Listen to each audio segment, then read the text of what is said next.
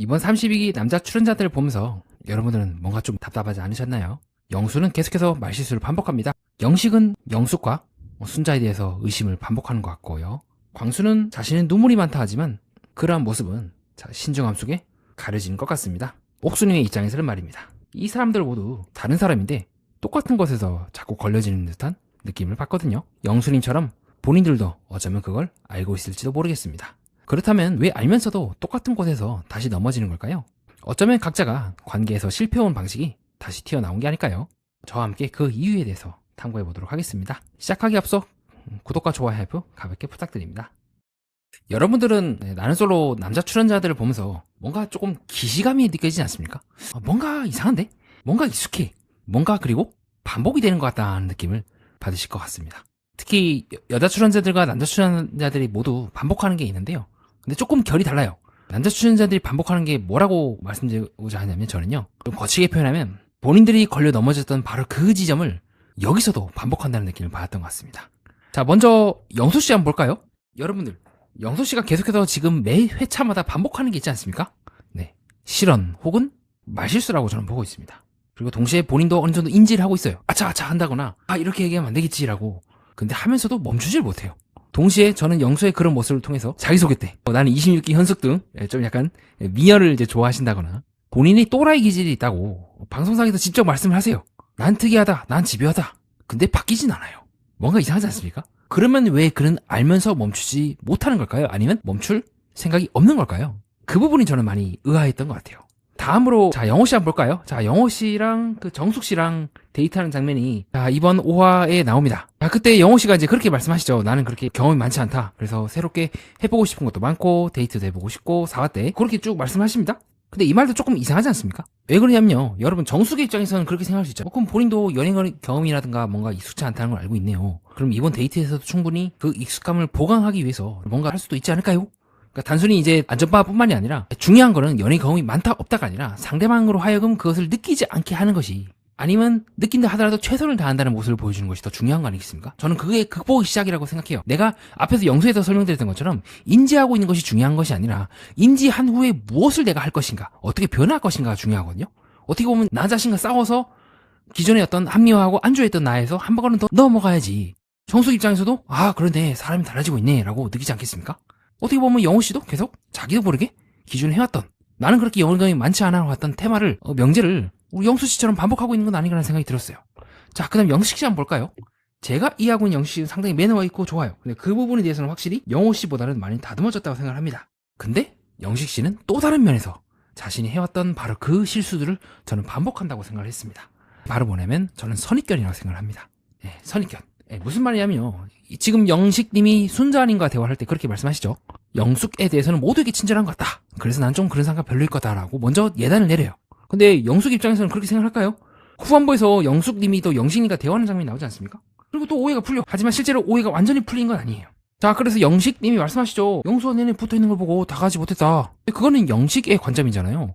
그렇게 영수와 붙어있는 걸 보고도 대화를 열심히 거는 사람도 있는데 영식님은 그런 모습을 미리 지레 짐작을 하고 그냥 끝내 영숙에 대해서 말하지 않죠. 그리고 모두에게 친절한 사람이다. 생각보다 큰 텐션이다.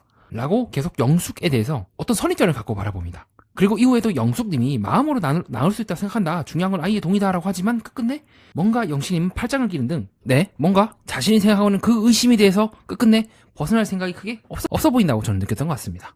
어떻게 보면 영식님도 계속 반복적으로 이루어지고 있는 거죠.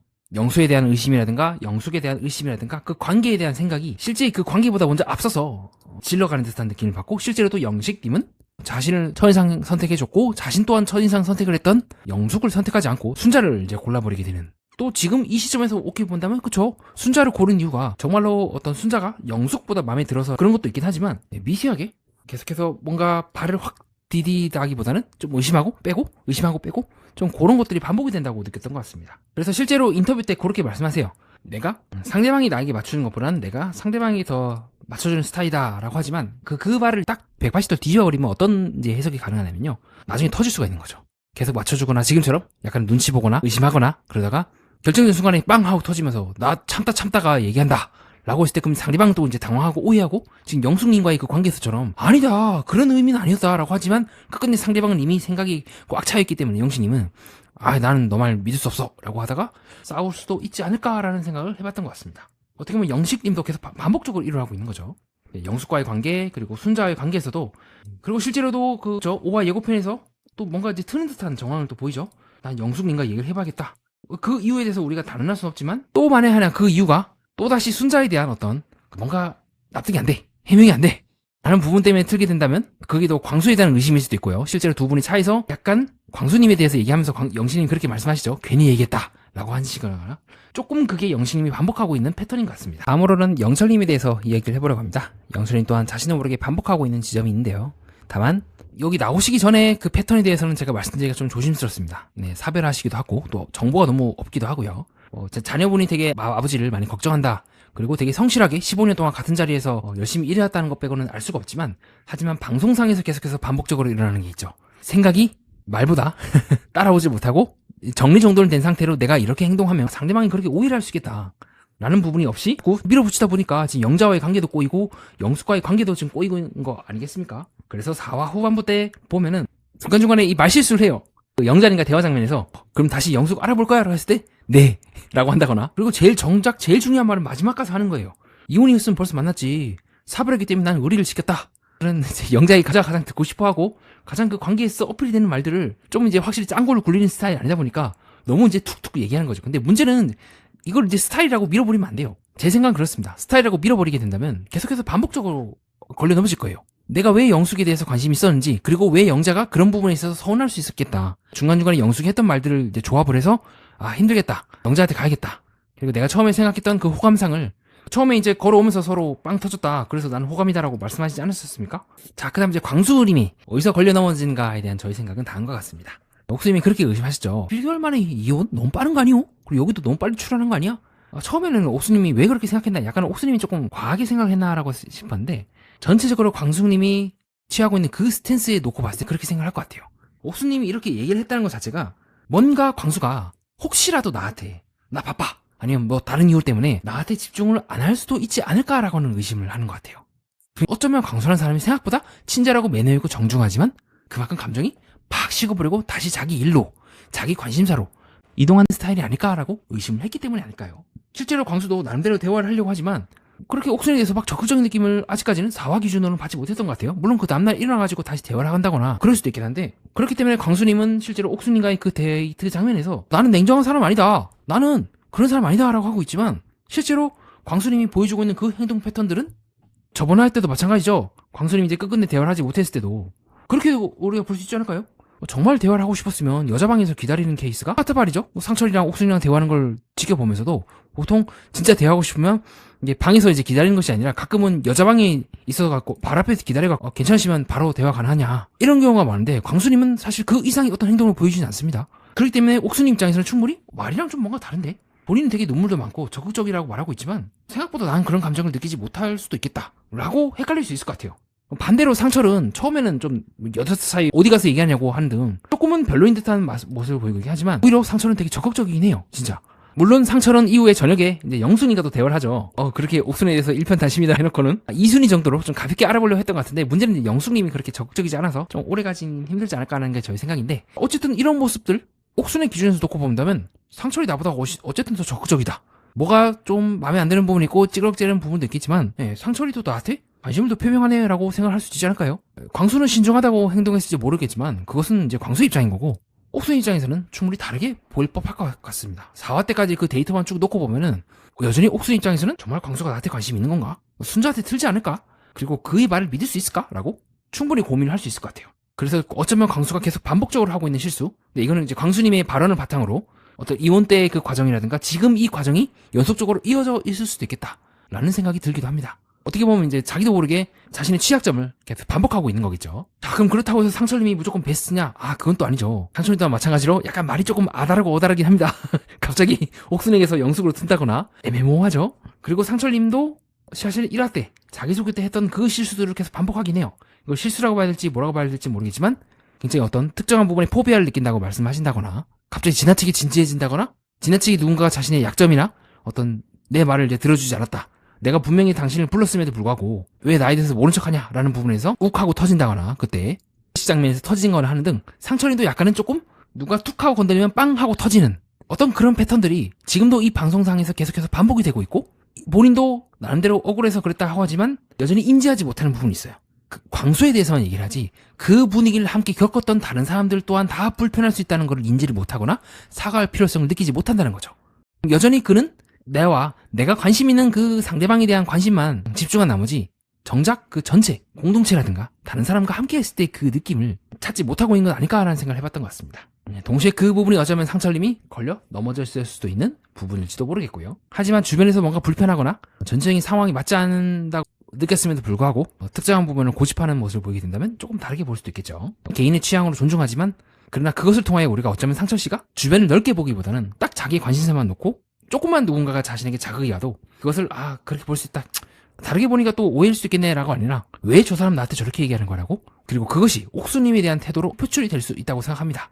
그리고 어쩌면 그 지점이 상철님과 옥수님의 관계를 결정짓는 분기점이지 않을까 싶기도 합니다. 그렇게 본다면 상철님도 뭔가 계속 반복하고 있죠. 자기도 모르게. 그리고 동시에 이는 경수님도 저는 마찬가지로 생각합니다. 굉장히 자기의 관심사 외에는 냉담해요. 딱 자기가 생각하는 그것만 탁 뱉어요. 큰 틀을 봤을 때는 상철이가 조금은 유사한 결이 있지만 경수님이 훨씬 더 차갑다는 그리고 약간 영수님의 그런 약간 말을 좀 세게 하는 그 기질과 얽히게 되면서 이때도 마찬가지였죠. 데이트할 때 좀 가만히 있으라고 방해하지 말라는 식으로 얘기를 한다거나 그리고 이런 화법은 사실은 계속해서 반복이 되어 왔습니다. 자신이 옥순을 선택을 해놓고는 그 고함 지르는 씬에서요. 옆에 있는 현수님께 미처 설명하지 못하겠다고 대놓고 말하면 옥순 입장에서는 굉장히 자신이 무시당했다고 느끼지 않을까요? 근데 경수님은 그거를 판단을 그냥 밀어버린 듯한 여전히 지금 같은 문제가 반복이 되고 있는 것 같아요. 그냥 가만히 있어보라고 조용히 하라고 한다거나 윽박 지른다거나 그런 부분이 말이죠. 그래서 계속 경수님은 자신과 굉장히 비슷한 현수님은 자기의 동일시 또 다른 나이기 때문에 넘어갔을지도 모르겠지만 지금 경수님은 자신과 맞지 않는 사람들은 전부 다 약간 좀 그렇게 중요하지 않다는 듯이 느낌을 뉘앙스를 계속 풍기는 특징이 있습니다. 이때도 마찬가지였죠. 영자님 표정이 되게 안 좋아지지 않습니까? 막 키링 이런 거 막 보여주고 그립톡 보여줬을 때도 치우라고 막 하면서 불쾌하다고 한다거나 실제로 경수님과 그 영숙님의 첫인상 그 대화 장면에서도 불쾌한데요?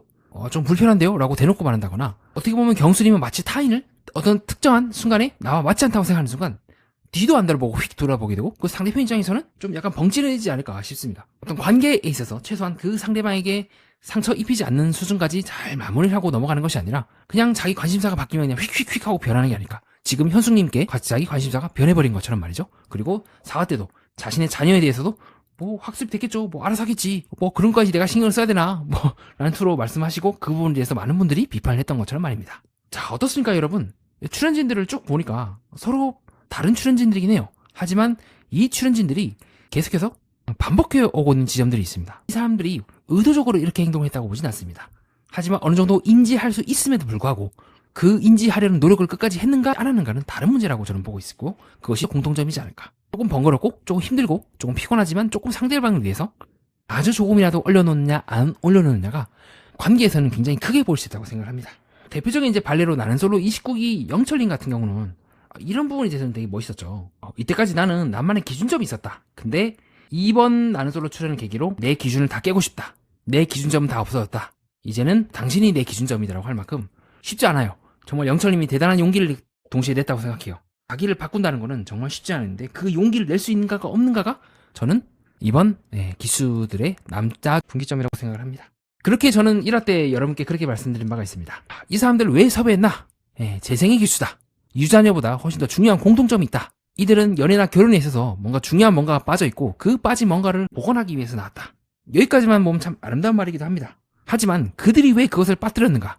빠뜨린 것을 채우지 못했다면 동시에 재생의 기수라는 말은 아름답지 않은 말이기도 합니다. 그렇게 저는 이분들에게 대해서 왜 그러냐라고 책임을 묻는다기보다는 관계는 결국 내가 익숙한 방식에서 한 걸음 벗어나는 노력까지 포함하는 것이 아닐까 제안을 드려보고 싶습니다. 자, 이상 그렇게 해서 저와 함께 남자 출연자들의 계속해서 반복적으로 하고 있는 것들에 대해서 살펴보는 시간을 가졌습니다. 다음으로는 여러분들이 제 영상을 보시고 궁금해하실 법한 것들에 대해서 제 의견을 제안드려보는 시간을 갖겠습니다. 자, 먼저 이제 너무 전체 남출을 이제 걸려 넘어졌던 지점을 반복한다. 문제 있는 사람처럼 보시는 거 아닙니까? 라고 보실 것 같은데요. 영상의 의도는 이제 누군가를 낙인 찍으려고 했던 것 아니었습니다. 다만 방송상에서 반복되는 대화 방식이 있고요. 또 선택 방식을 또 놓고 보게 된다면 각자가 익숙한 방식으로 다시 되돌아가고 있는 건 아닌가. 그렇게 된다면 그 익숙함을 반복하거나 충분히 그 반복함을 은연중에 인지할 수 있음에도 불구하고 놓쳤다면 거기에 대해서는 좀 아쉽다고 말씀드리고자 하는 게 원래 목표였습니다. 자, 다음으로 상철에 대해서 상철이 항상 자기중심적이라고만은 보지 않습니다. 중간중간에 또 다른 사람을 챙기거나 또 어쨌든 광순이께 사과를 하시죠. 그런 장면이 나오는 것만 놓고 봤을 때는 상철님도 정말 이제 악한 사람이라기보다는 그 분위기를 함께 겪은 다른 사람의 불편함까지는 좀 보지 못하고 약간 시야가 좁아진 상태가 아닐까라고 보고 있습니다. 이번 남자 출연자들에게서는 다음과 같은 것들이 반복이 되는 것 같습니다. 사람은 자기가 상처받았던 방식으로 다시 방어하고요. 실패했던 방식으로 다시 말하고 익숙했던 방식으로 다시 관계를 맺는 것 같습니다. 그렇게 재생이란 말은 아름답지만 동시에 쉽지 않은 말이기도 합니다. 다시 시작한다는 것은 과거를 지우는 것이 아니라 내가 반복하던 방식을 알아차리고 한번 다르게 행동해야 한다는 뜻이기 때문입니다. 누가 자신의 익숙함에서 한 걸음 벗어날 수 있을지 그것이 관계의 주요한 분기점일 것 같습니다. 나는 솔로라고 하는 프리즘을 통해 비춰본 우리의 자화상. 여러분은 지금 어떤 익숙한 패턴으로 스스로의 관계를 반복하고 계신가요? 여러분의 생각도 댓글로 남겨주시면 감사하겠습니다. 이상입니다. 끝까지 봐주신 여러분 진심으로 감사드립니다. 다음에는 더 좋은 영상으로 찾아뵙도록 하겠습니다. 이상 연애 프로그램과 인간 그리고 세계의 다른 면을 구조로 풀어보고자 하는 채널 매니아와 여러분은 뜻깊은 시간을 보냈습니다.